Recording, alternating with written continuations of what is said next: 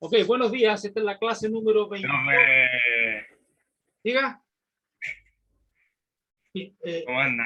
Leonardo, ya te escuché el saludo y lo respondí. Ok, entonces, ¿qué iba a hacer? Tenemos la clase número 22 del día de álgebra lineal y hoy día es 5 de octubre y vamos a trabajar, vamos a seguir con el tema de la base, de bases. ¿Ya? Entonces voy a recordar brevemente lo que era una base. Ok, so where details. Esto un poquito más atrás, ¿ya? Esto ya lo hice ayer, pero voy a recordarlo para saber de qué estamos hablando. Entonces, este conjunto, si tengo un conjunto de n vectores en un espacio vectorial, entonces, está ahí, entonces P es base. Si se cumplen dos condiciones. Uno, es que B es LI, linealmente independiente, todos los vectores son LI. Y dos, que B genera todo el espacio. Eso es el recordatorio de qué cosa era una base. ¿Ok? Entonces, ya vamos a ver muchos ejemplos de cómo hallar bases, ¿ya? Pero hagamos un teorema importante. Si beta es, como allá arriba, es base de D, entonces, ¿qué puedo deducir? Todo vector de chico en B se escribe de manera única, se escribe como combinación lineal. ¿Cómo se escribe? Así. Lambda 1, B1, más lambda n, Bn. Si beta es una base, ya, como allá arriba, entonces todo vector en el espacio se escribe como combinación lineal, se escribe así. ¿Sabe esta palabra? Así, de esta manera, B igual a eso, donde los escalares son únicos. Son únicos y se llaman las coordenadas. Las coordenadas de B se llaman las coordenadas. Es una R, ¿verdad? Solo que no necesito más. Es una R. Se llaman las coordenadas de B en la base B. Eso es lo que dice, que uno puede usar una base para escribir de manera única. Cualquier vector lo escribo de manera única como combinación lineal de los vectores de la base. Con escalares unívoca, lambda 1 hasta lambda n, unívocamente determinados, entonces esas se llaman las coordenadas del vector en la base respectiva. ¿Ya? El tema es que existen infinitas bases de un espacio dado. Si me doy un espacio vectorial, hay infinitas cantidades de bases. ¿Ya? Y, por ejemplo, en R a la n tenemos una base que se llama la canónica, donde los vectores son bien fáciles. 1, 0, 0, 0, 0, 1, 0, 0, así, el 1 se va moviendo. Y eso me da n vectores en Rn. Y yo generalmente cuando yo me doy un vector en Rn lo escribo como un tuplo, x1, x2 hasta xn. Entonces lo que estoy diciendo es que las coordenadas de ese vector en la base canónica son los x, x1, x2, entonces ahí estoy registrando las coordenadas. Entonces eso es la base canónica. Y solamente se usa eso para la base canónica. Entonces, si yo tengo R a la N, pues la base canónica, que la vamos a llamar siempre así, C sub N, es la base que contiene 1, 0, 0, 0, 1, 0, etc. Los canónicos. Y aquí el último, 0, el 1. Ahí se termina. Ahí tengo N vectores. ¿Ya?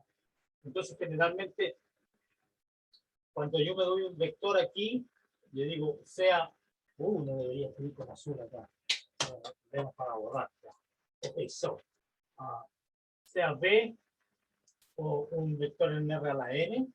Cuando yo finalmente me doy un vector en R a la N, no tengo por qué escribirlo como tuplo, porque es un vector en un espacio vectorial abstracto, pero cuando lo escribo como tuplo, cuando lo escribo así, lo que estoy diciendo es que las coordenadas de este vector en la base canónica, en esta base, son los X. ¿Ya?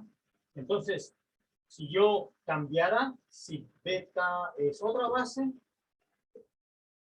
de R a la N, llegó alguien, todo el mundo pudo entrar a clase. ¿Por qué me llegó este mensaje? A lo mejor hay alguien esperando que no puede entrar. Y llegó justo al inicio de la clase.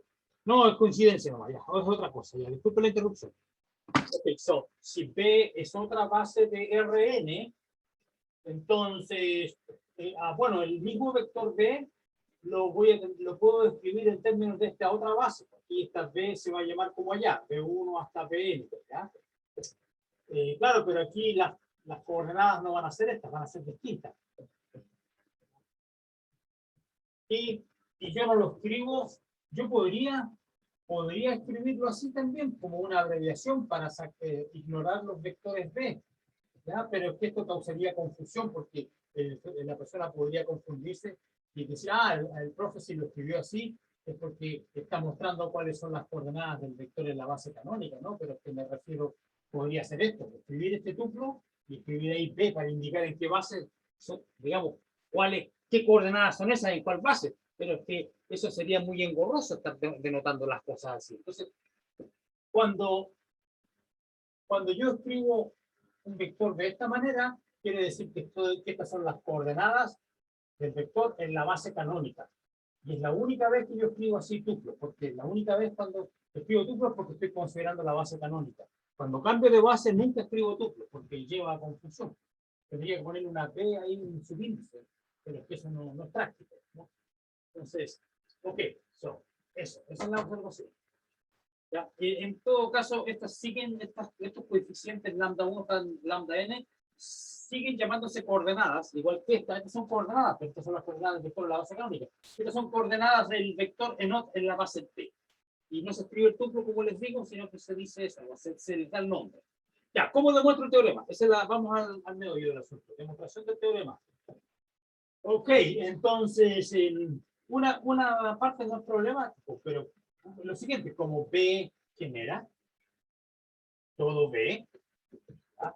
Entonces, yo ciertamente puedo escribir el vector B que me di, sí, ciertamente lo puedo escribir como combinación de los vectores de la base, por el hecho de que esta base genera todo, ¿ya? Así que ciertamente existen los escalares, ¿ya? Pero el problema es que podría haber otro conjunto de escalares que le vamos a llamar otras letras que también tengan la misma gracia, ¿ya?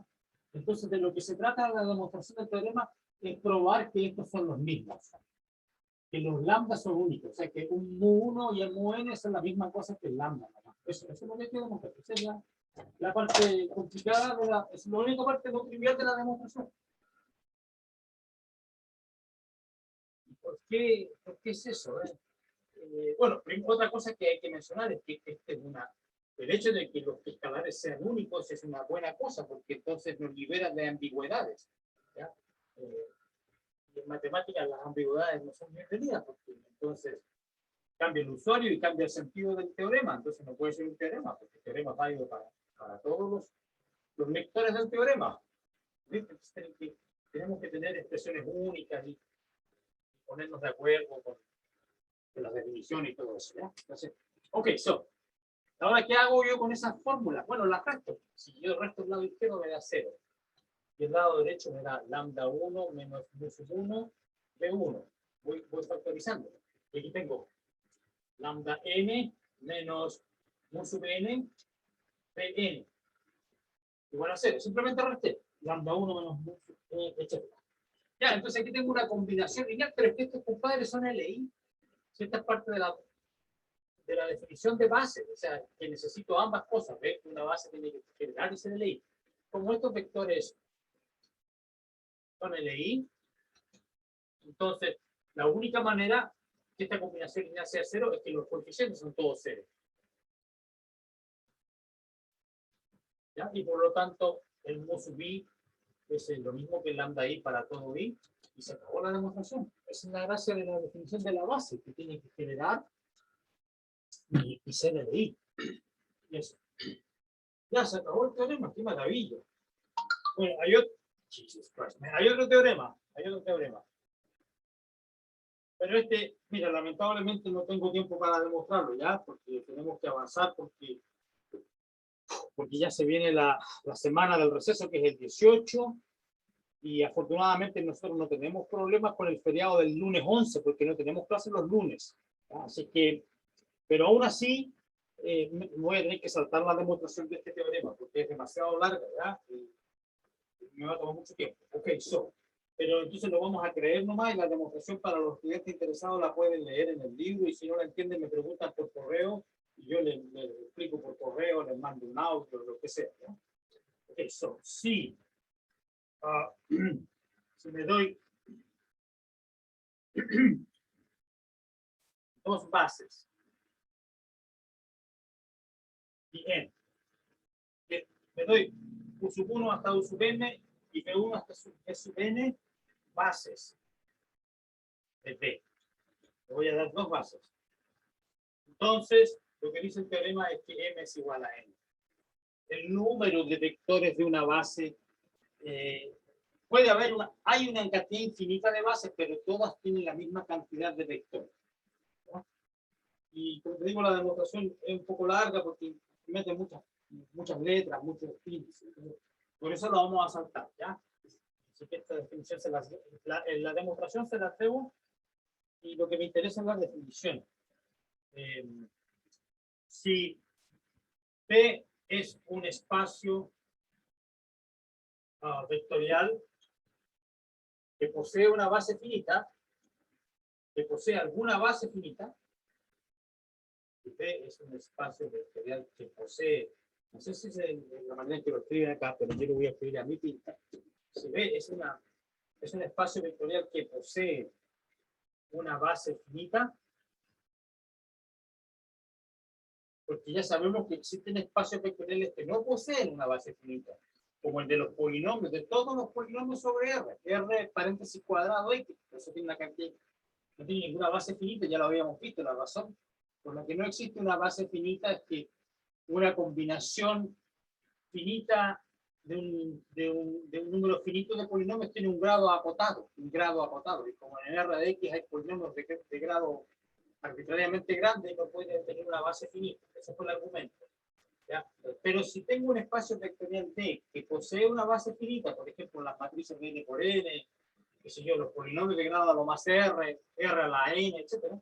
Si B es un espacio vectorial que posee una base finita, entonces toda base, por este teorema, entonces toda base de B tiene la misma cardinalidad. Toda base de B tiene la misma cardinalidad.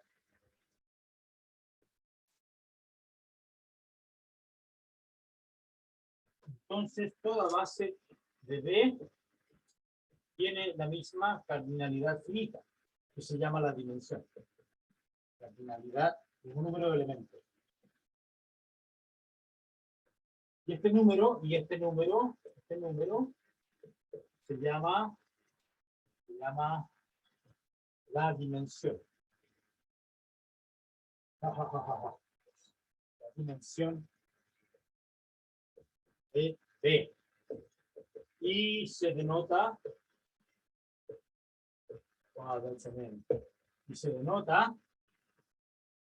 por dim B. O a veces por N nomás, que le decimos N. Es la definición de base. Claro que parte de un teorema que no probé, pero me la compran nomás, ¿ya? Ok, ok, y entonces ya tenemos ejemplos, hay varios ejemplos. Bien, ejemplos. Una foroba y una foroba. Ejemplos. Bien, ahora sí está mejor. 1.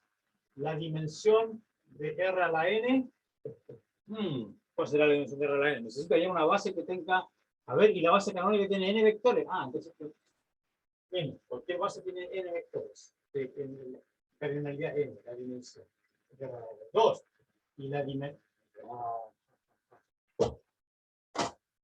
dimensión de. Wait a minute. La dimensión de M. Ah, no. Matrices de N por N no. Dimensión del espacio vectorial. Aquí estamos, la dimensión es relativa al cuerpo que estamos considerando. Ya como estamos hablando de R, no voy a poner aquí el subíndice. Dimensión sobre R, porque siempre estamos trabajando con R. También puedo hablar de la dimensión sobre los complejos. Hay que tener cuidado ahí, ya. Pero esta es la dimensión sobre R. Entonces necesito aquí una base del espacio de matrices de N por N con coeficiente en R. Ah, pero es que si ya la conocemos, por lo menos en el caso de dimensión 2. En el caso de dimensión 2, la base era... Vamos con 2, ¿sabes? N igual a 2. Había una base que era esta.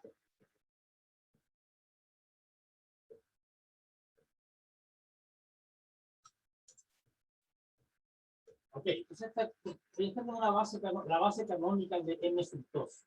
Entonces aquí tengo un 1 que va moviéndose, se mueve a la derecha y después baja a la otra fila y se sigue moviendo. Entonces, si lo hiciéramos en dimensión arbitraria, pues tendríamos algo similar. Partimos acá, ahí tengo, y el resto es puro 0. Es el primer elemento de la base canónica, ¿no? Y después el 1 tiene que moverse a la derecha, 0, 1, 0, etcétera. Y así, y después que termina, que ya recorre toda la primera fila, ¿ya?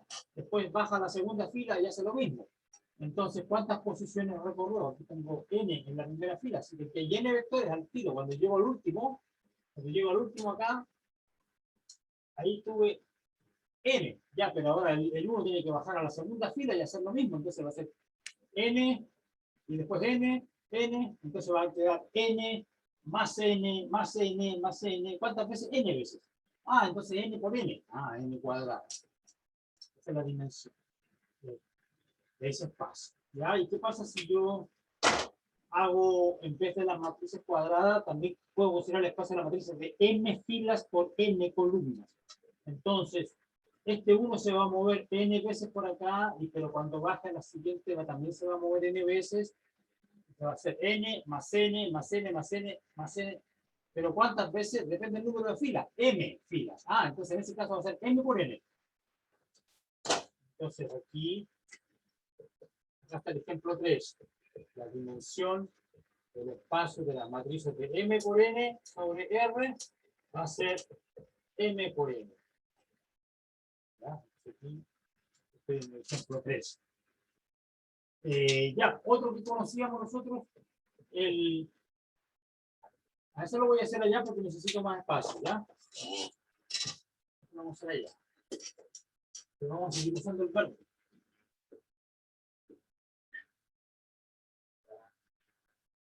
Darle el bajo hace rato, ¿no? Ya. Es mi favorito.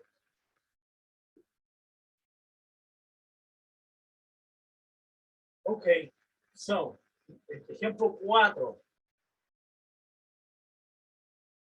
El conjunto P sub R, si ustedes se acuerdan, eran todos los polinomios en R de X, el grado, ¿sí? El grado de P de X era a lo más R. Ese era el P sub R. Y ahí nosotros ya habíamos encontrado la base canónica de este espacio, porque yo ya dije que cualquier, y esto ya lo había mencionado, un elemento arbitrario, aquí un vector arbitrario, aquí va a ser esta forma, va a ser un polinomio, a sub 0 más a sub 1x más a r, x a r, y entonces aquí tengo los generadores, con 1, el x, entonces en este caso, la base consiste de estos polinomios, 1x más x a la r. Entonces, ¿cuántos elementos hay en la base? Parto de x a la 0, x a la 1, hay r más 1. Esa es la dimensión de P sub R, es r más 1. Ok. Número 5. Teníamos más ejemplos, ¿no? Matrices, polinomios, no sé, los otros ejemplos que teníamos eran...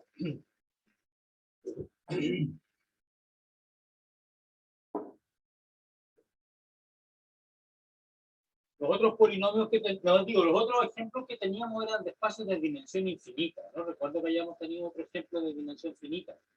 Esto nomás por lo que era la n, las matrices, polinomios, no me acuerdo cuál otro. Ya, ahí nomás, está bueno de ejemplo. Los otros eran de, estas funciones de RNR eran de dimensión infinita. Ok, veamos el otro ejemplo, que a lo mejor en el libro parece algo interesante. No, esencialmente lo mismo. Mismo ejemplo. Ok. Bien, y aquí tenemos algunos teoremas sobre dimensión, ¿ya? Pero eso lo vamos a hacer un pequeño recreo, vuelvo en un minuto.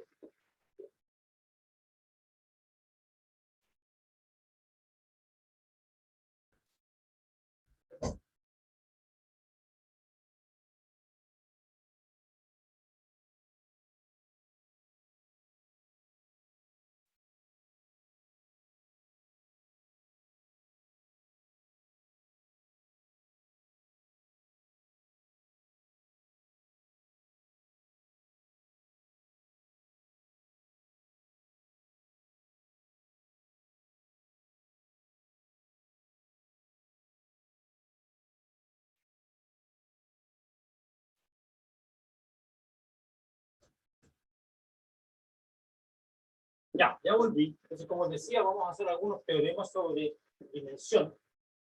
Un par de teoremas, dos o tres.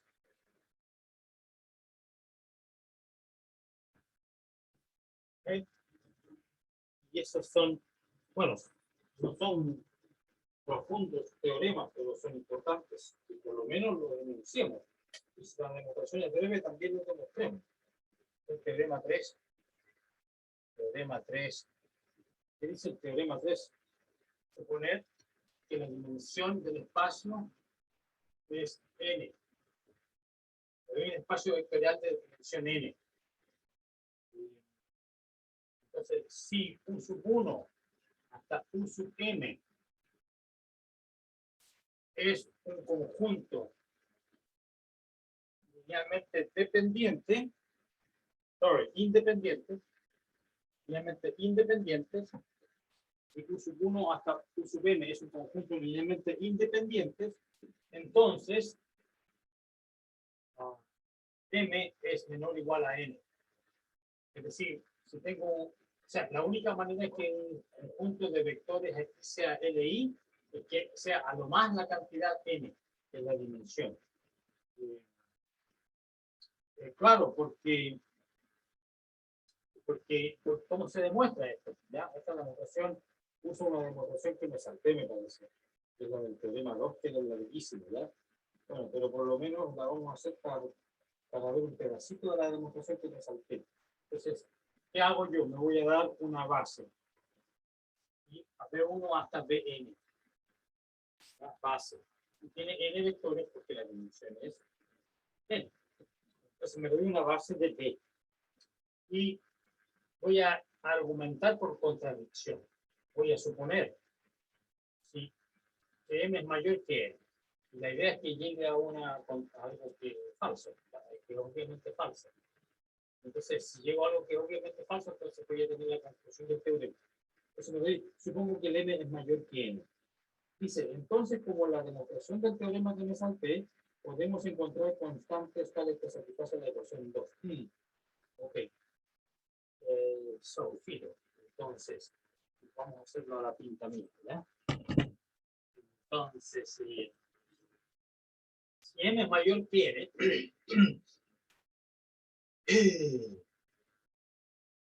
quiero demostrar que este conjunto va a ser LD. Eso es lo que quiero demostrar. Si m es mayor que n. Y eso haría la contradicción. Porque, entonces, ¿cómo lo vamos a hacer? Voy a tener que volver a la demostración que me salté nomás. No hay otra manera de hacerlo. No se me ocurre una alternativa. Entonces, ya está bien. Está bien. Podemos darnos el lujo porque la clase del día lunes 11 no la vamos a perder. Porque no tenemos clase los lunes. Ya. Pero en otro curso sí tengo problemas de tiempo. Por esto sería oficialmente. Eso sí tenemos clase los lunes. Ok, me doy esto. Entonces, me voy a dar este conjunto, n mayor que n. Entonces lo que yo quiero demostrar, entonces por demostrar que este conjunto va a ser linealmente dependiente. Y ahí encontraría mi contradicción, porque estoy suponiendo que es linealmente independiente, ¿no? Okay. So, ¿cómo lo hacemos? Bien, simplemente yo escribo cada uno de estos vectores. Creo que lo voy a escribir allá por el tema del espacio. Entonces hay que cambiar el lápiz aquí. Primero hay que bajar.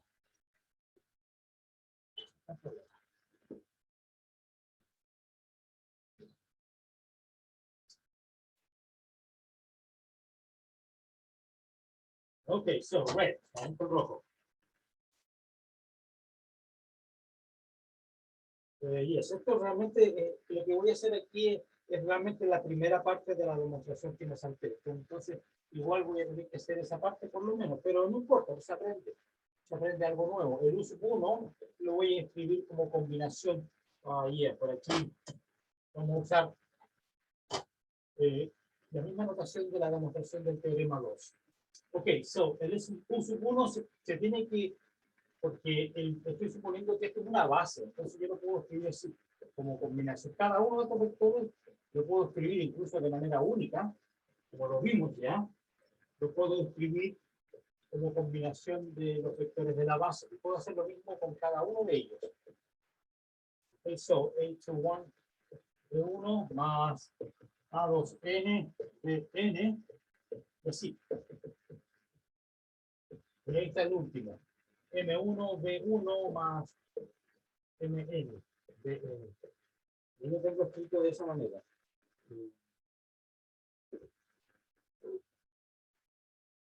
Ok, so, para demostrar entonces que quiero demostrar que es dependiente, entonces tenemos que poder hallar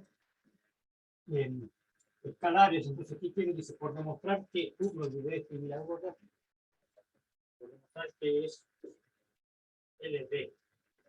Y ahí encuentro mi contradicción. Eso lo dije, pero no lo escribí. Ahora lo escribí. Y quiero demostrar que ese conjunto es LD. ¿Qué significa eso?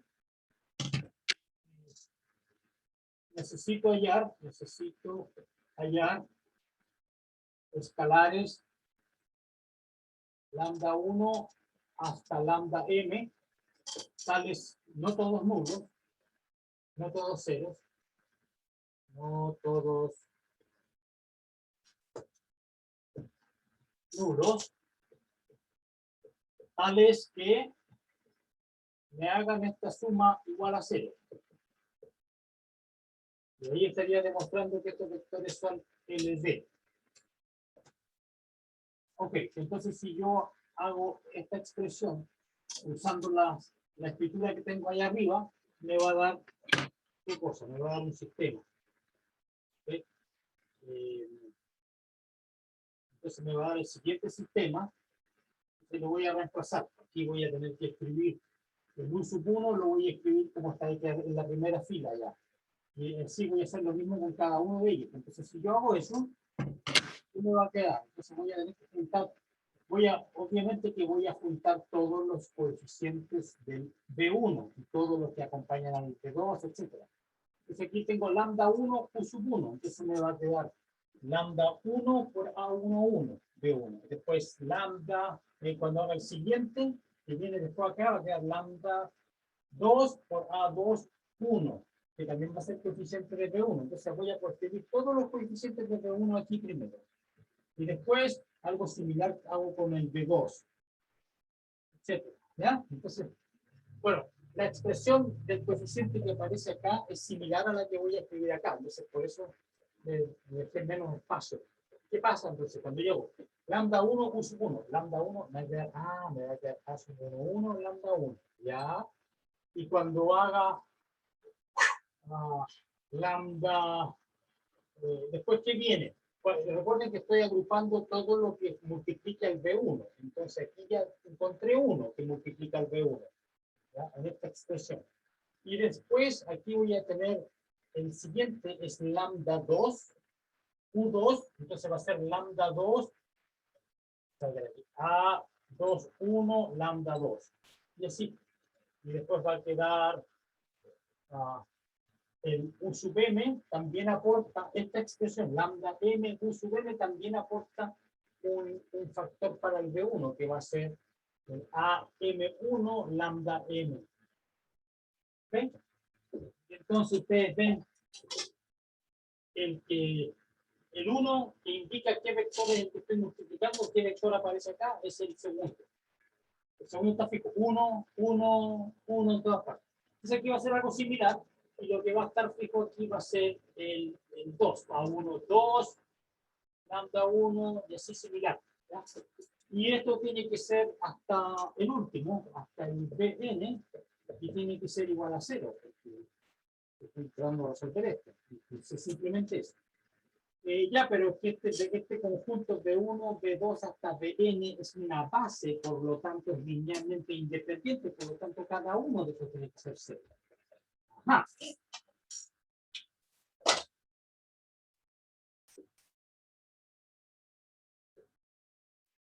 Entonces por ahí ya estamos casi listos, ¿ya? Estamos a punto de terminar la demostración, así que tenemos paciencia. Chau, entonces aquí yo escribo esto, y me va a dar todo eso que tengo, A11, lambda 1, más A21, lambda 2, más AM1, lambda m igual 0, y después va a ser lo mismo.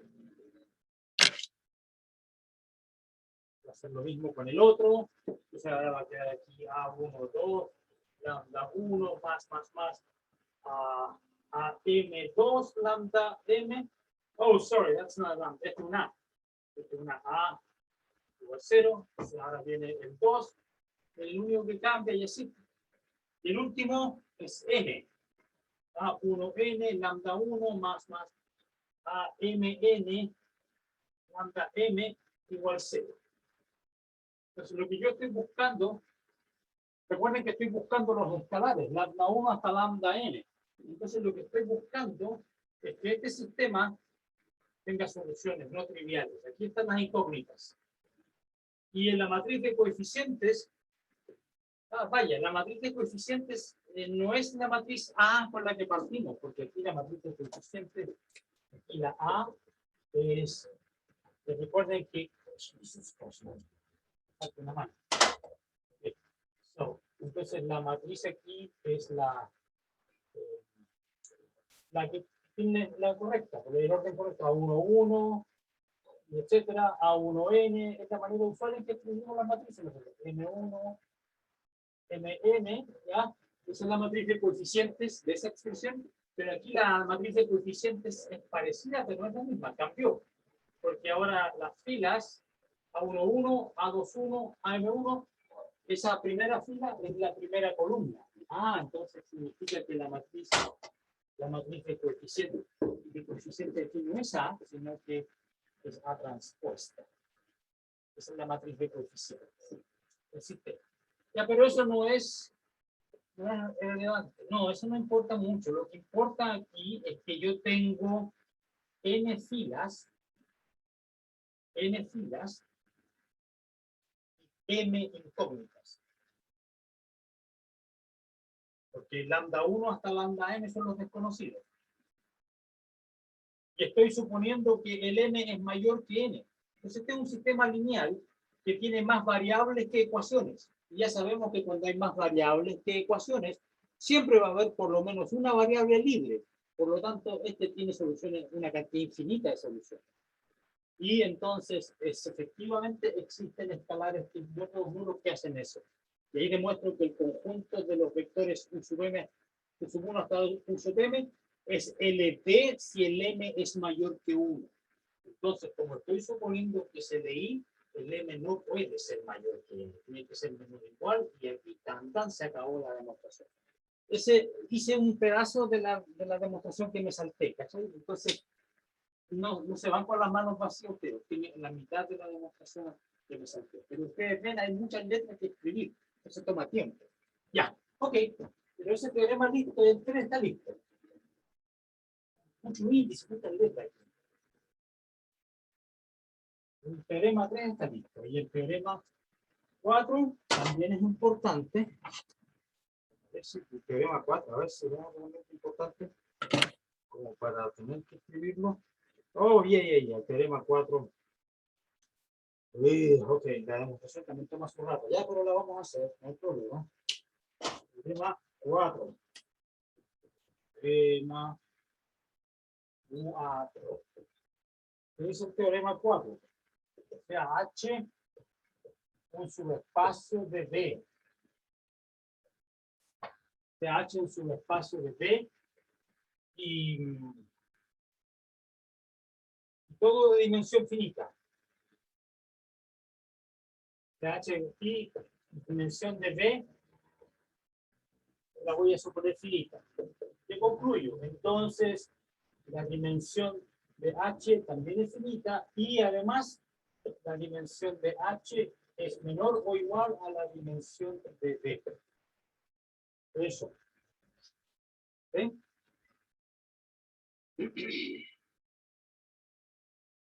¿Y la demostración cómo será? Bueno, esto es razonable, porque si tengo un subespacio que está metido dentro de B, y el B tiene dimensión finita, entonces el H también. Bueno, ¿por qué será eso? Porque si el B tiene un conjunto finito de generadores, el H también va a tener, que simplemente se restringe los generadores. Pero veamos la demostración. Démosle un nombre a la dimensión. Sea la dimensión de B igual al N, la letra N.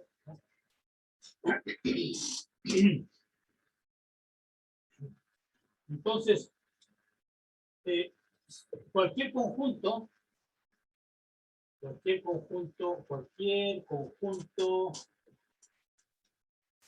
LI contenido en H, cualquier conjunto LI contenido en H. Entonces, ¿qué quiero demostrar? ¿Qué estoy demostrando? Que la dimensión de H también es finita. ¿Ya? Entonces, supongamos que no, pasé por un segundo, que la dimensión de H es infinita, por lo tanto no existe un conjunto finito de generadores, por lo tanto puedo hallar conjuntos LI arbitrariamente largos dentro de H, pero es que aquí tendría un problema, porque un conjunto LI contenido en H también va a ser LI en B, porque los vectores en H son en particular vectores en B, y sabemos que el B, como tiene dimensión finita, tiene un número, cualquier conjunto de vectores que esté dentro de B que sea linealmente independiente tiene que tener a lo más n elementos, ¿no? Entonces aquí dice cualquier conjunto de LI contenido en H es LI en B, visto como vectores en B, ¿no? El H está contenido. Cualquier conjunto de LI contenido en H es LI en B, y por el teorema anterior, por lo tanto, tiene a lo más n elementos.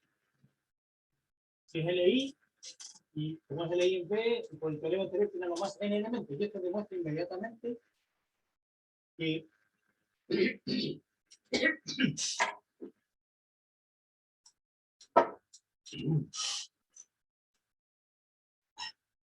entonces, esto demuestra inmediatamente que el H tiene dimensión finita, porque cualquier conjunto de LI dentro de H tiene una cantidad finita acotada n. ¿Ya? Pero podría ser que el conjunto LI maximal dentro de H no tenga n, tenga menor, ¿ya? Una cantidad menor. Se dice, ¿cómo lo escribo acá? Más aún, como una base en H, si me doy una base en H que tenga m elementos, eso va a ser LI, por lo tanto va a tener a lo más m. Entonces, si m es la dimensión de la H, ¿eso qué quiere decir? Que el H tiene un conjunto de vectores LI que son m en cantidad. Como son LI en H, son LI en B y tienen a lo más n, entonces el m tiene que ser menor o igual por el teorema. Y aquí demuestra que esto, que la dimensión de H es menor o igual que la dimensión de B. Así que esa es la demostración, bien simple la demostración, gracias al teorema 3. El teorema 3, la demostración era mucha escritura, muy larga. Ya, por ahí tengo unos teoremas, dice el teorema 4 tiene interesantes consecuencias. A este teorema se refiere. Veamos cuáles son las interesantes consecuencias. Bueno, aquí hay un ejemplo sobre un espacio de dimensión infinita. Y aquí dice, ejemplo 9, dice, podemos usar este teorema 4 para hallar todos los subespacios de R3. Pero eso yo ya lo hice, claro que lo hice cuando ni siquiera había definido bases. Recuerden que un subespacio de R3 tiene dimensión a lo más 3, por este teorema. Entonces, veamos cuáles son los posibles subespacios de R3 de dimensión 1. Bueno, en dimensión 0 es 0 nomás, pues es trivial. Pero en dimensión 1 son rectas. Y las rectas que pasan por el 0 son subespacios de dimensión 1 dentro de R3. Y ahí se acabaron todos los dimensiones 1. ¿Y cuál otro subespacio hay? De dimensión 2. Y de dimensión 2 tienen que pasar por el origen y son planos. Y todos los planos que pasan por el origen son de dimensión 2. Y eso se acaban todos. ¿Y cuál será un subespacio de R3 de dimensión 3? Dimensión 3 dentro de R3 tiene que ser todo el espacio R3 si tiene dimensión 3, claro, porque si fuera estrictamente más chico, yo podría hallar un vector que esté fuera, y ahí tendría una base del espacio de dimensión 3, tendría 3 vectores LI, más uno afuera, tendría 4 vectores LI dentro de R3, imposible. ¿Ya? Porque ya sabemos que el 3 es la dimensión, el número máximo de LI. Entonces, eso demuestra que cualquier subespacio que tenga la misma dimensión que el total es realmente igual. Eso es algo que vamos a usar repetidas veces, ¿ya? O sea, si tengo un espacio de dimensión 4 y encuentro otro dentro que tiene dimensión 4 también, es que sea igual. Eso lo vamos a usar varias veces.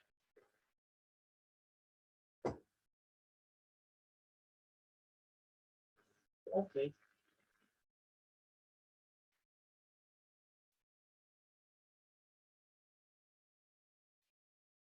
Excelente. Mi lápiz azul. Hicimos una aplicación del teorema actual. Bien.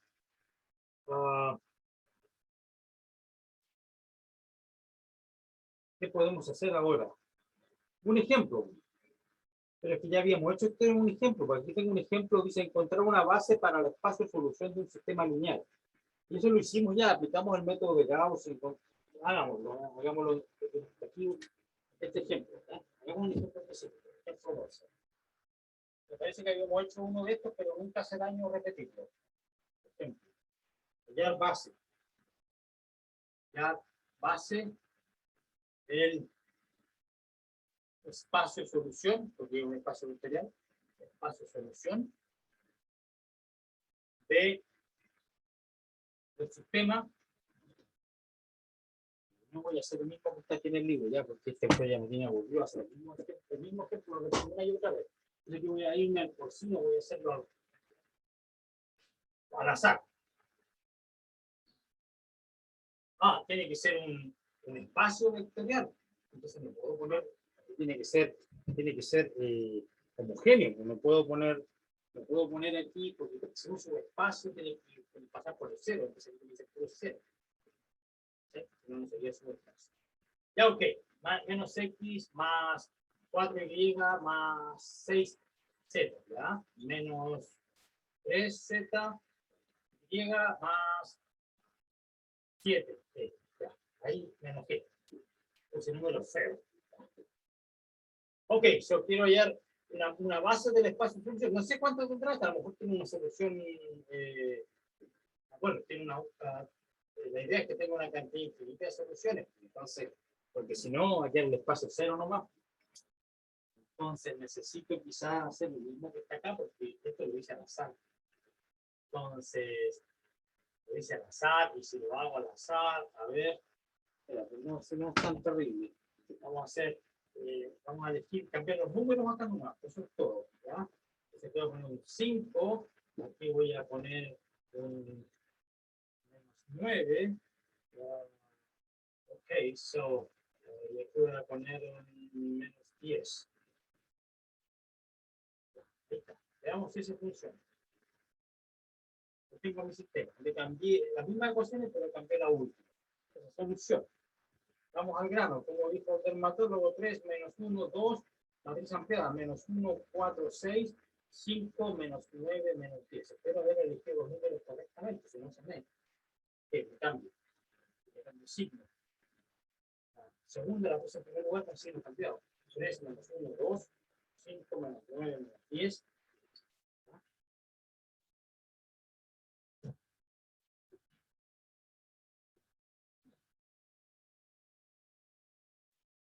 Cambié el lápiz.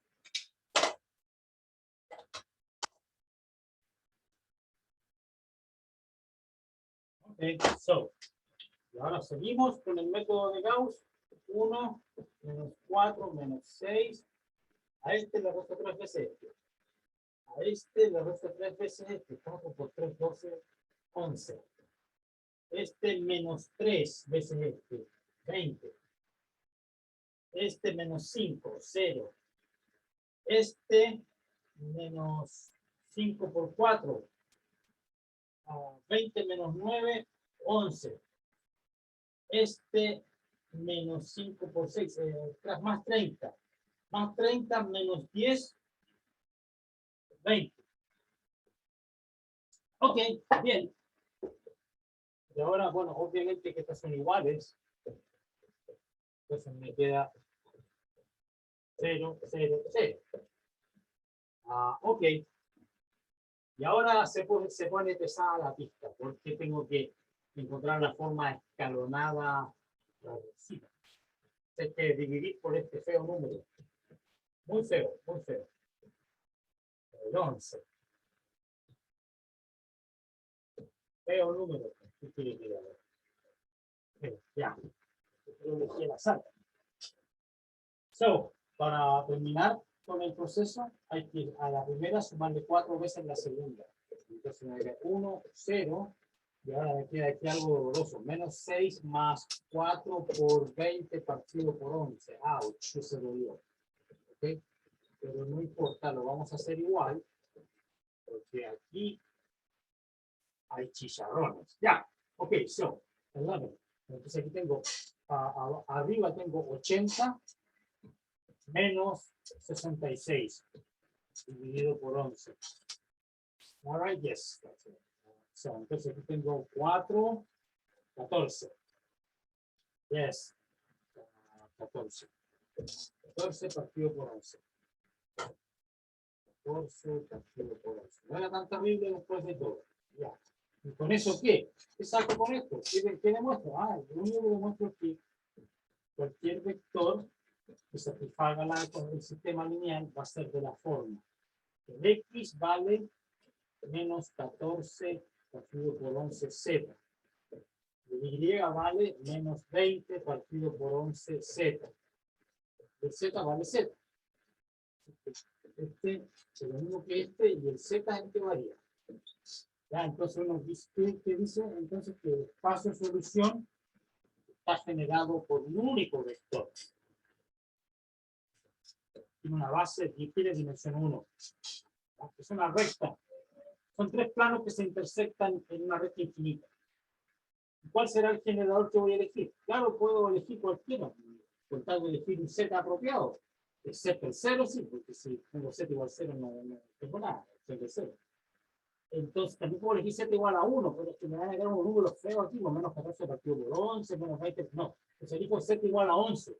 Y mi signo tampoco me gusta que haya tanto signo negativo. Entonces voy a elegir igual a Z igual a menos 11.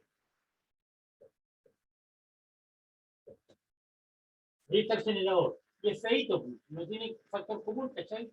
Porque si Z fuera par, podría multiplicar por un medio y achicar los números, pero bueno, eso es lo que hay. Este es el generador, 14, 20 menos 11. Ok, eso, buen ejemplo. No está malo, no está malo. Tenía dimensión 1. Por supuesto que si yo cambio el sistema a uno de más variables, más ecuaciones, entonces, claro, ahí ya se va a poner más complicado el ejercicio. Pero esta es la manera en que uno lo hace. Uno aplica el método de Gauss. Aplica el método de Gauss y encuentra la base. Una base. No es la única. Ok, y aquí el ejemplo del libro es mejor que el mío, porque aquí encontramos dimensión 2. Yes, porque encontramos dos filas iguales a 0.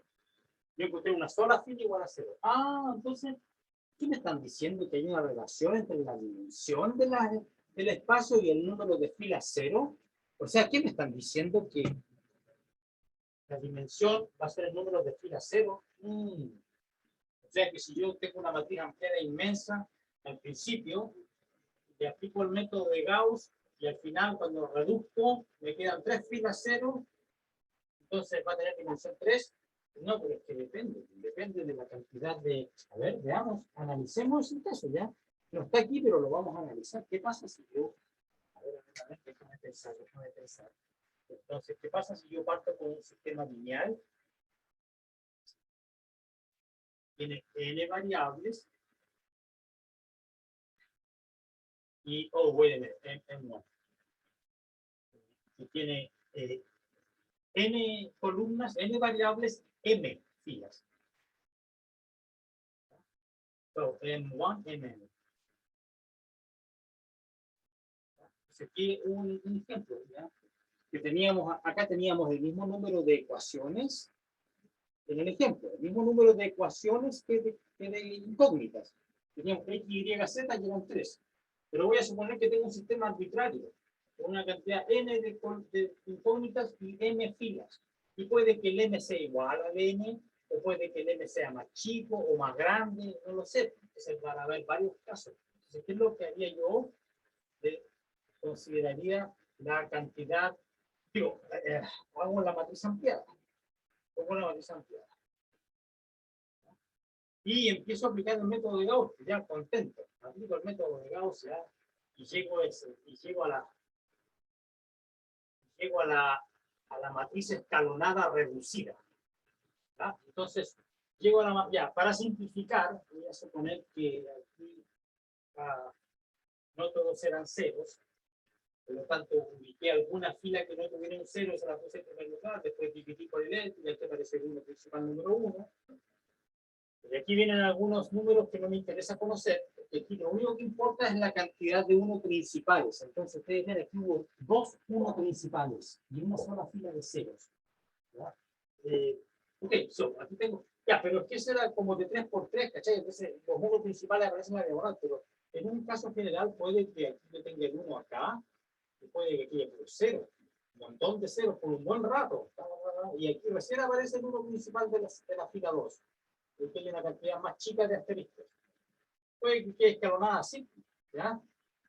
Entonces, y capaz que aquí quede el último, es que justo a la derecha y aquí puro 0, ¿ya? Y después abajo puro 0. ¿Eh? Entonces, uno dice, ¿cuál será entonces la dimensión del espacio? Entonces, no es trivial, no voy a responder la pregunta aquí porque esta es la materia de la sección que viene a continuación, cuando hablan del espacio fila y el espacio columna de una matriz. Pero lo que estoy tratando de hacer con estos comentarios es motivar por qué vamos a estudiar la próxima sección. Porque en la próxima sección vamos a considerar una matriz y vamos a considerar el espacio generado por las filas por esta fila, el espacio generado por la fila y el espacio generado por las columnas, y tratar de ver cuál es la relación entre las dimensiones con el número de 1 principales. Entonces aquí ustedes ven, puse 3 1 principales y uno podría decir, entonces igual que allá el número, la dimensión es la cantidad de filas 0. No, pero no es así, porque ese era porque era cuadrado. Aquí tengo m llena, rectangular. Entonces, lo que sí podemos decir es que cada variable que esté multiplicada por un 1, excepto ya, este compadre lo voy a dejar abandonado porque este es muy especial, porque tiene un 1 al extremo derecho. Pero aquí, en las filas superiores, todas las variables que estén multiplicadas por el 1 principal son dependientes, porque están las de espejo, ¿ya?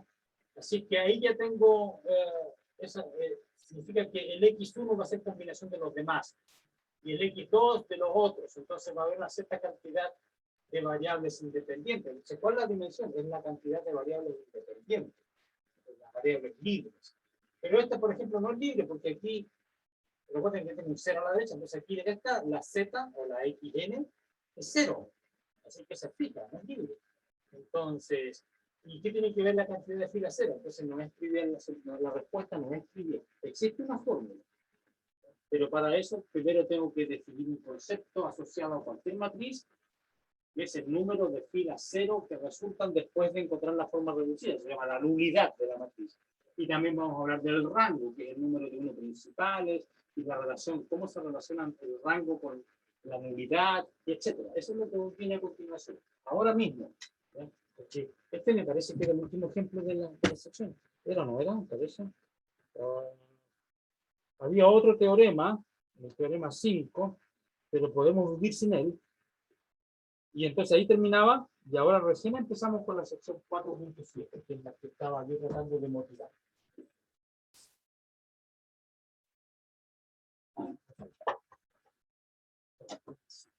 Borrar acá. Con el brazo débil. Ya.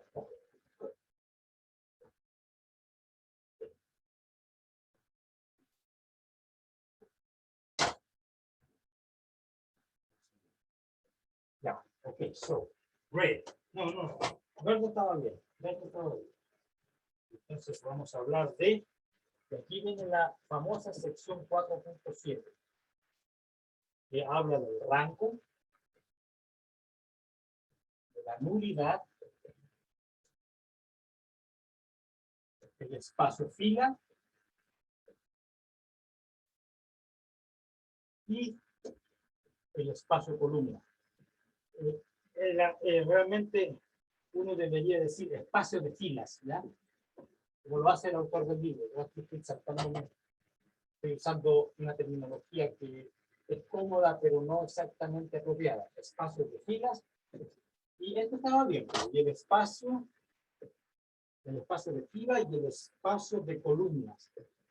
De columnas de una matriz. ¿Por qué son importantes estos conceptos? Bueno, aquí está por qué. Porque me van a servir para saber cuál es la dimensión del conjunto de solución de un sistema lineal. Y sistemas lineales son el alma de la álgebra lineal, por lo menos de la parte más básica que es la que estamos viendo. Pero hay más razones por las cuales es importante esos temas que vamos a definir de rango y nulidad. Porque vamos a ver pronto, cuando hablemos de transformaciones lineales, que son aplicaciones entre dos espacios vectoriales que tienen ciertas propiedades, vamos a ver que las transformaciones lineales tienen asociada una matriz y cualquier información que obtengamos sobre la matriz, como el rango, nulidad, etcétera, va a dar información sobre la transformación lineal asociada. Entonces, esto es súper importante, esta sección es súper importante para lo que viene ahora y en la última parte del curso. O sea que esto va a ser relevante para la segunda prueba, y para la tercera, y para la recuperativa, y para el examen, ¿no? Así que esto, ojo, mucha atención. Ok, so, en la sección 4.4 dice, se presentó la noción de independencia lineal. Demostramos, esto no sé si lo demostramos nosotros, pero lo comentamos por lo menos. Demostramos que si A es una matriz de n por n, si A es una matriz de n por n, esto es lo que estamos comentando. Si A es una matriz de n por n, entonces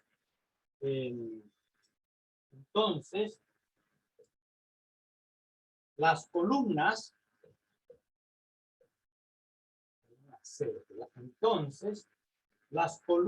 de A forman un conjunto LI, si solamente si el determinante de A no era 0. ¿Se acuerdan que eso lo usamos? Yo dije, si suponga que tienen n vectores en Rn. Dije yo claramente, la cantidad de vectores debe ser lo mismo que la dimensión del espacio. Suponte que tengamos, por ejemplo, 4 vectores en R4. ¿Cómo verifico yo si son linealmente independientes o no? Los cuelgo como las columnas de una matriz de 4x4, y a esa matriz de 4x4 le calculo el determinante.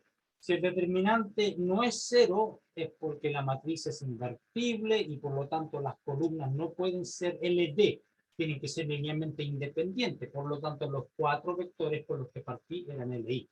Y viceversa, si el determinante es 0, es porque hay alguna relación entre las columnas, ¿no? Después vamos a ver cómo hallar las relaciones precisas entre las columnas. Pero por ahora, hagamos este comentario. Si tengo una matriz de N por N, las columnas de A son LI, sí, solamente simplemente en N. Y pasa lo mismo con las filas, porque cuando yo hablo de filas, me puedo cambiar a hablar de columnas de la matriz transpuesta. Si es de N por N, puedo, aunque no sea cuadrada, igual puedo considerar la matriz transpuesta. Y cuando hablo de filas, puedo hablar de columnas de la otra y viceversa, ¿no? Y eso no es un problema. Dice, sin embargo, si el determinante de A es 0 y la matriz no es cuadrada, porque recuerden que si el determinante de la matriz es 0 y la matriz era cuadrada, es porque hay una relación de dependencia entre las columnas, ¿verdad? Son LD. Pero si el determinante es 0, pero la matriz no es cuadrada, entonces estos resultados no dicen nada acerca del número de filas o columnas que sean LI. Eso es lo que queremos saber. Si me doy una matriz como aquella, no la voy a escribir de nuevo porque aquí está escrita. Si me doy una matriz como esta, ¿cómo puedo averiguar yo cuántas de estas filas o cuántas de estas columnas son LI? De aquellas que no sé, por ejemplo, suponte que tengo 5 columnas y alguien me dice, hay 3 de ellas que son LI, las otras 2 son LD, dependen linealmente de las 3 que son LI. ¿Cómo hallar las combinaciones lineales apropiadas? O sea, ¿cómo expresar, por ejemplo, si la primera, segunda y tercera son LI, y la cuarta y la quinta son LD? ¿Cómo expreso la cuarta columna como combinación de las 3 primeras que son las LI? Y similarmente, ¿cómo expreso la quinta columna como combinación lineal de las 3 primeras que son las columnas LI? Ese tipo de preguntas las vamos a responder no hoy, pero la próxima semana probablemente, ¿no? Vamos avanzando de a poco. Bien. El piso ya está sucio, no hay ningún problema. Ok, so.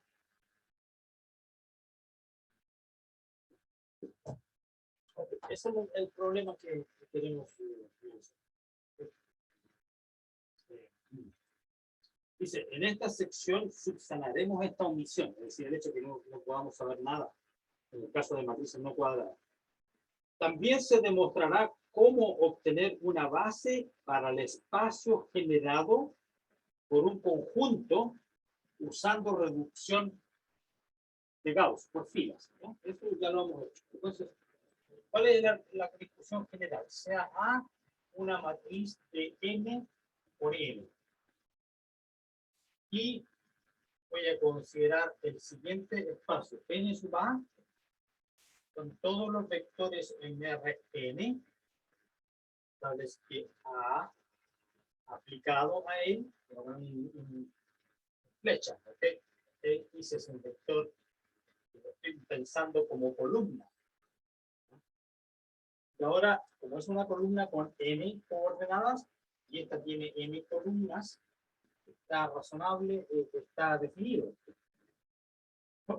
Se me apagó la... Sí, 0. Este es el vector 0. Este es el vector 0 de dónde. Este 0 dónde vive. Tengo una matriz. Esta es una matriz de m por n, ya la borré. A11, A1n. Tengo x1, xn. Tengo m1, mn. Esto me da el 0. Pero este 0 que está aquí tiene m. Así que este 0 es el 0 de r a la m. Entonces, este x está en r a la n, pero este 0 vive en otro lugar. El 0 de r a la n. Ojo con eso, ¿ya? Esto es un reflejo del hecho que la matriz A corresponde a una transformación lineal que manda los vectores de Rn, los manda a Rm. Otro caso. pero no se preocupen de eso por ahora. N sub A es un subespacio de R a la N. Bueno, ¿por qué un subespacio? Porque si yo cambio este X por una suma, X1 más X2, va a ser A multiplicado por X1 más X2, pero es que esta multiplicación de matrices por vectores se distribuye, va a quedar AX más AI, va a ser 0 más 0 igual 0, así que es un subespacio realmente. Eso lo hemos verificado más de una vez ya. Este es un subespacio de R a la N. Ok. Este se llama el N sub A. ¿Qué terminología? Aquí hay una definición oficial, ¿ya? Definición. N sub A, definido así, se llama, no le quiero llamar núcleo. Aquí le ponen N por núcleo, ¿ya? Entonces, yo le voy a llamar espacio nulo. ¿Ya?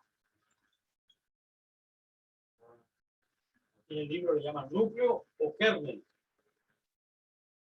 NA se llama núcleo o kernel de A, pero yo prefiero llamarle espacio nulo de A.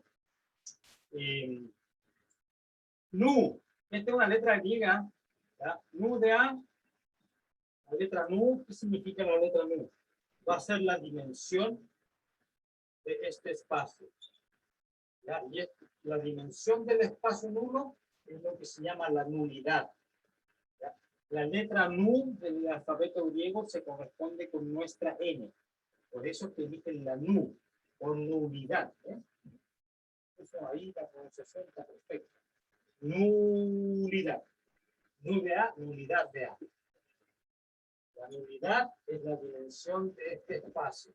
Después nos vamos a tener que relacionar con el número de fila 0, en la forma escalonada reducida. Pero eso viene más tarde, ¿no? En la próxima clase, quizás. Yes. Es este jueves. Mañana hay... No. Mañana yo creo que, a menos que tengan preguntas, mañana capaz que no sea una clase de ejercicio, sino que continuemos con esta materia. Y el día jueves también voy a pasar materia. Entonces les voy a robar la clase de ejercicio esta semana. Pero es que eso no es pecado, porque en la semana de receso, que comienza el 18 de octubre, yo les voy a hacer una clase de consultas extra el día miércoles 20 de octubre. Yes, 18 lunes, ese debe ser lunes, el 18, yes. Pero, profe, ¿cuándo comienza la semana de receso entonces? Lunes 18. Ah, ok. ¿Ya? Y entonces el miércoles 20 le voy a hacer una clase extra de ejercicio de 2 horas. Si tienen las 2 horas de ejercicio, ahí van a tener la que les voy a robar mañana, van a poder recuperarla con venganza ese día, ¿ya? Ok, las clases de ejercicio nunca son problemas, porque siempre podemos poner una clase extra. Pero cubrir el material es importante. Ok, nulidad definido está. Que este podría ser que podría suceder que la matriz fuera invertible, cuadrada. Aquí la única solución va a ser 0. Así que este puede ser un espacio 0, no hay pecado. Dice, si NA contiene solo el vector 0, entonces la nulidad es 0, porque la dimensión del espacio es 0. Ok.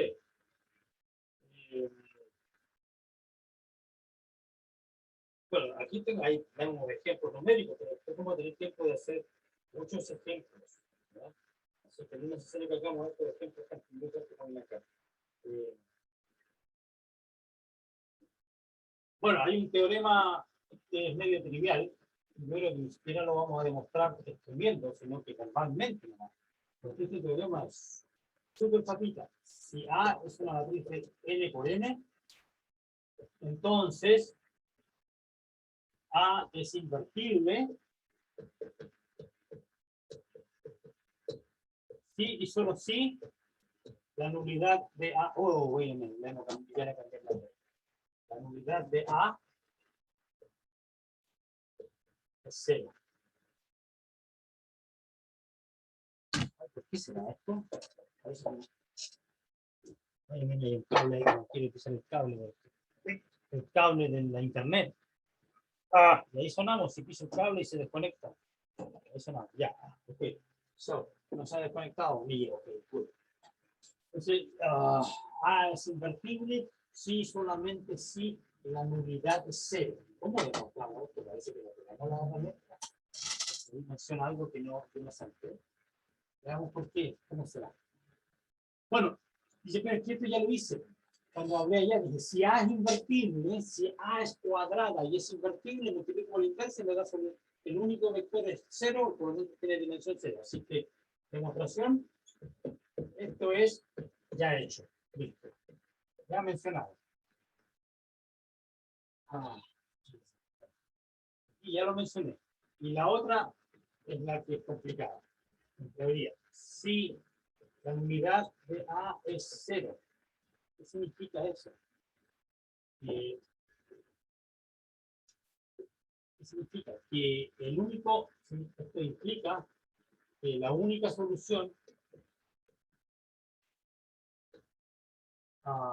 de esta ecuación es la trivial, ¿no es cierto? Estamos en el caso n por n, así que este es un vector de n, el 0 de n de coordenada n coordenada.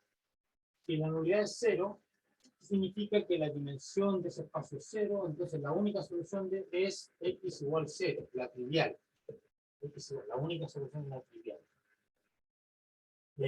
Ok, la única solución es la trivial. Entonces, yo digo que la A tiene que ser invertible entonces. Eso, ¿cómo lo argumentamos? Dice, por el teorema resumen, y yo me salté el 4.6, parte 1 y 2, A es invertible si solamente C. Pero eso es claro. En algún momento yo debería haber escrito esto. A es invertible si solamente si tiene solo la solución trivial. Entonces aquí la demostración es algo que yo debería haber mencionado hace un tiempo. Entonces, como esto no lo mencioné, no tengo la demostración. Pero veamos si la podemos sacar con algún otro argumento. La única solución, ok, si esto es cierto, y entonces, ¿qué es lo que quiero demostrar? Que suponiendo que la única solución es el 0, por demostrar que A es invertible.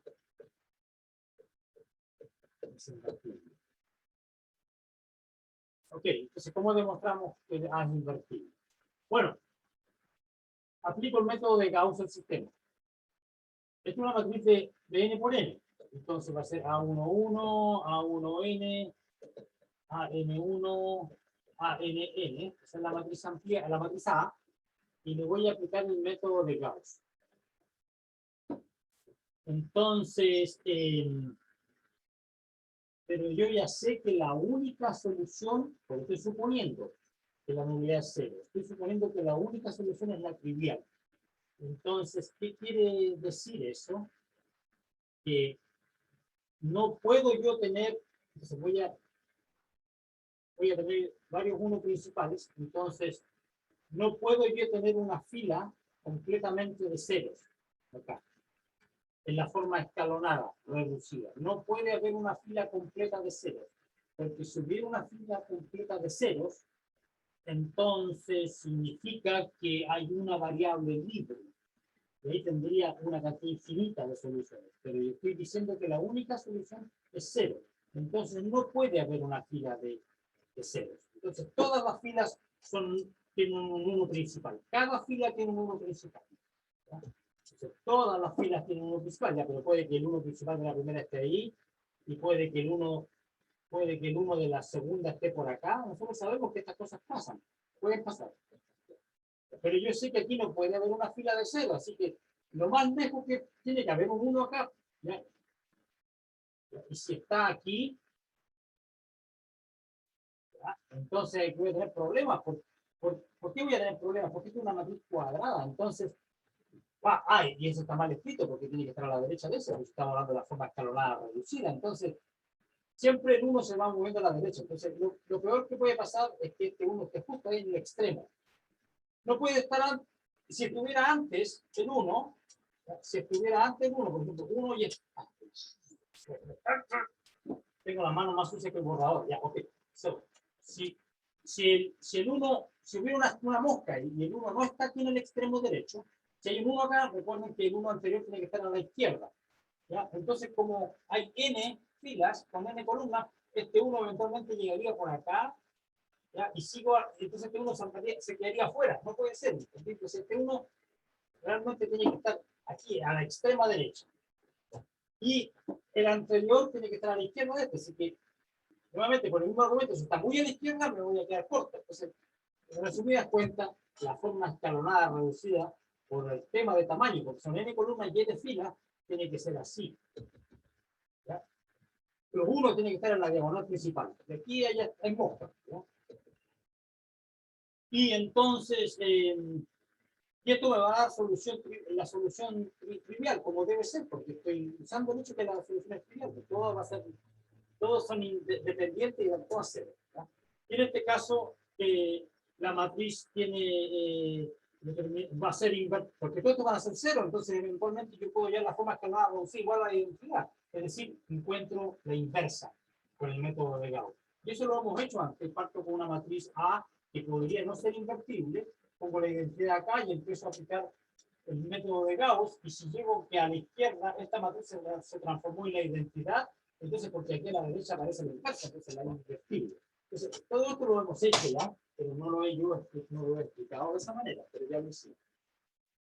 Ok, el teorema 1 es 0. Okay. Pero eso de lo usamos de manera fundamental y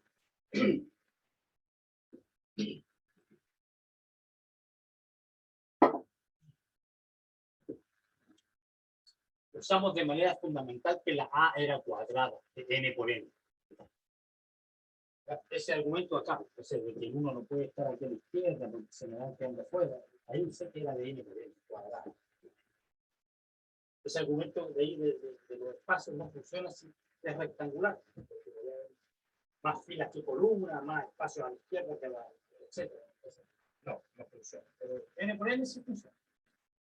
Ok, ese es el. ¿Qué otra cosa? Alright, hicimos eso. Teorema 1. Y ahora viene otra definición. Ya se acabó este teorema y ahora viene una definición que también es súper importante. Imagen. Yes. Espacio nulo de definir. Es la definición anterior. Y ahora vamos a hacer el espacio imagen.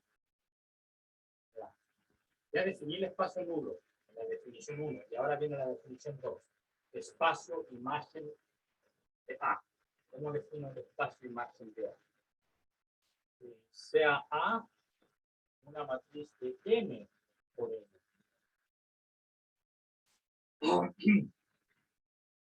Entonces voy a definir la imagen de A. O el espacio imagen también. El espacio imagen. ¿Cómo vas?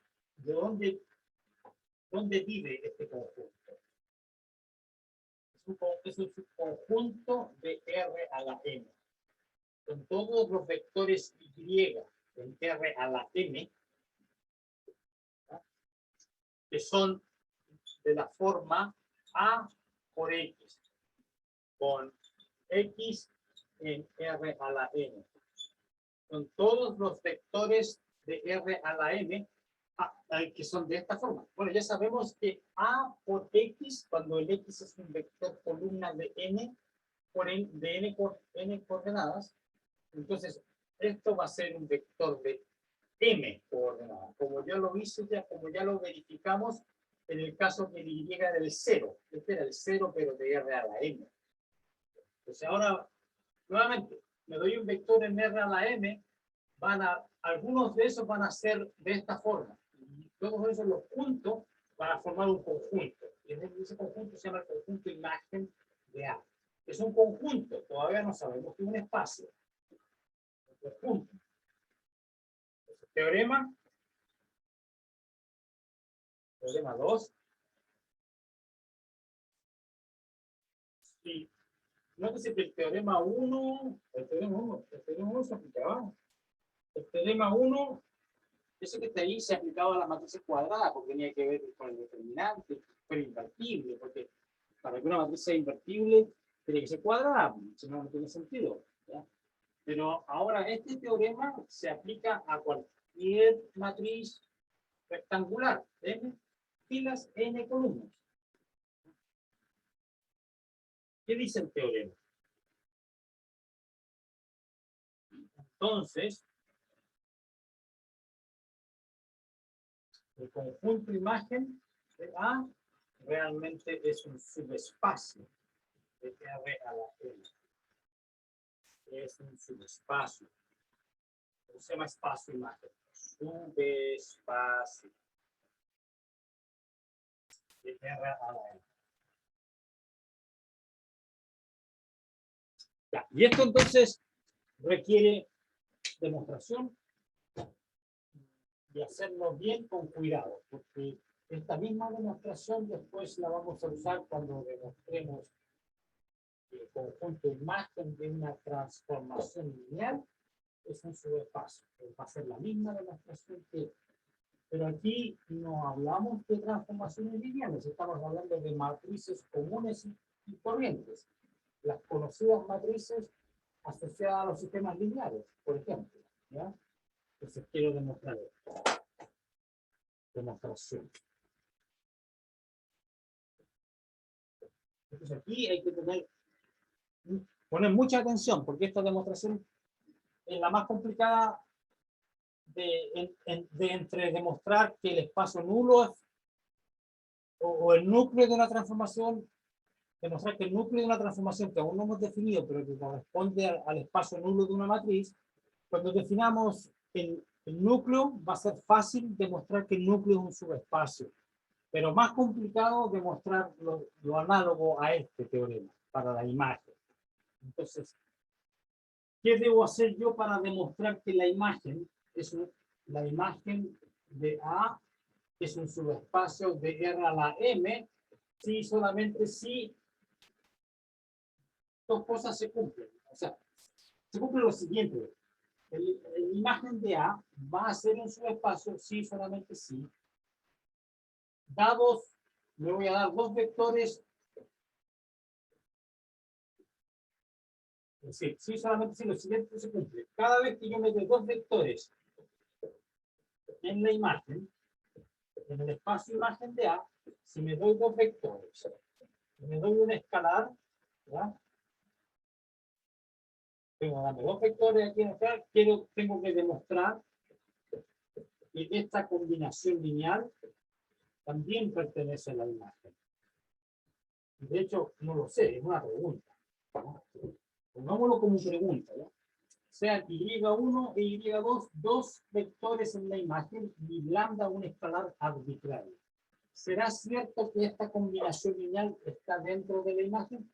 Si demostramos que es cierto, entonces eso ya demuestra que la imagen de A es un subespacio, porque eso lo vimos hace tiempo, como uno verificaba que un conjunto era un subespacio, tenía que ser cerrado bajo suma de vectores y producto por escalar, y aquí en vez de verificar esas dos cosas por separado, las mezclo en una sola cosa, y eso es lo que hay que demostrar.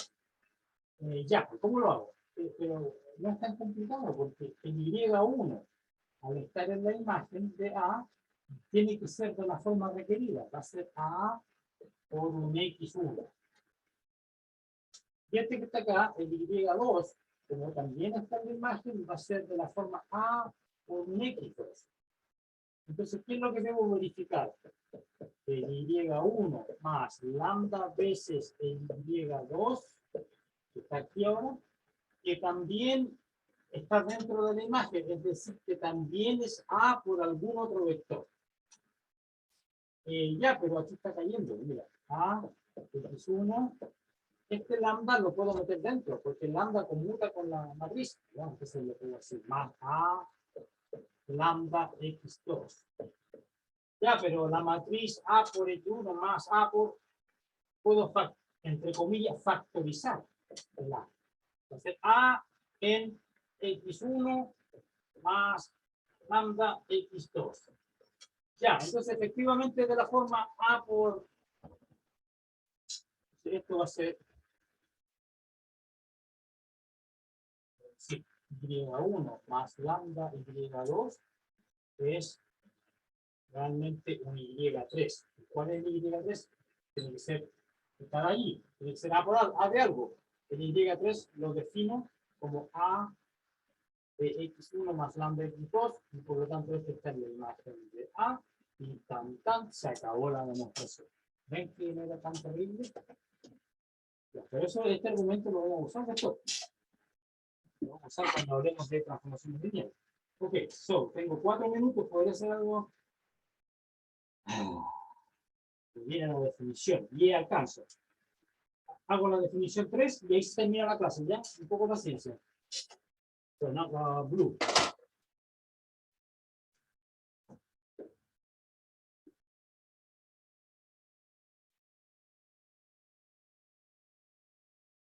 Esta definición ¿de qué cosa? El rango de una matriz.